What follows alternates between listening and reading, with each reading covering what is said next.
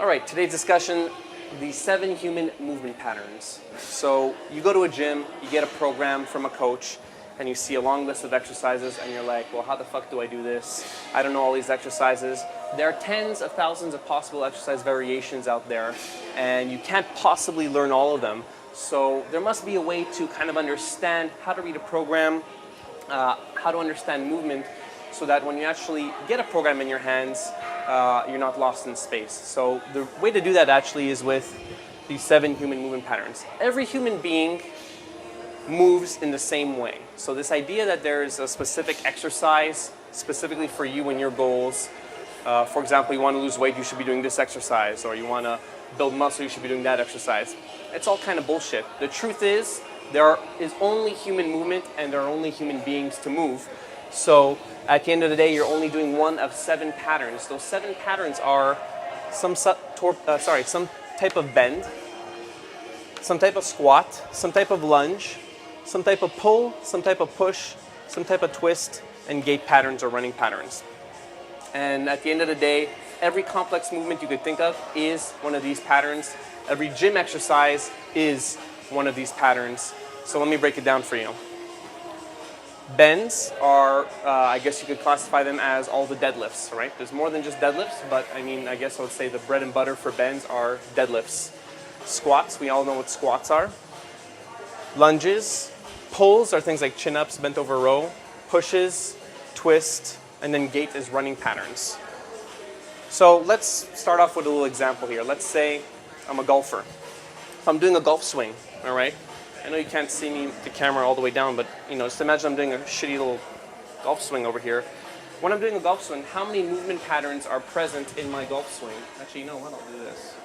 Take a look at me. So I'm doing a bend over here. I'm bending, right?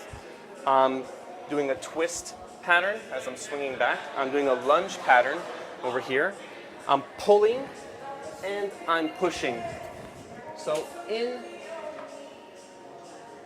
a golf swing, there are multiple different patterns that make up that more complex pattern. Let me just fix this camera here. There we go. All right. So that's the idea behind movement patterns, is you can think of any movement and it is a movement pattern. When I give a high five, that's a push. When I sneeze, that's a type of bend. So depending on what movement pattern you're doing, you could pretty much find it over here on this list. So let me explain each part of the movement pattern to you. Bends. There are only 3 types of bend. There's a Romanian deadlift, a conventional deadlift, and a sumo deadlift. Right? Those are the 3 main types of bends. And from those 3 main types, they would branch off into all their respective variations. So Romanian deadlift could be off a podium or it could be a deficit. Same thing for conventional sumo. You might be thinking, oh, you're forgetting stiff-legged deadlifts. Well, I don't believe in stiff-legged deadlifts. I think they're kind of silly. It's a great way to untrain your glutes and break your back. So it's not even up there for me. Plus, I got 3s for everything here. I know it just ruined my nice little law of 3s that I didn't want to ruin. So Romanian deadlift, conventional sumo deadlift.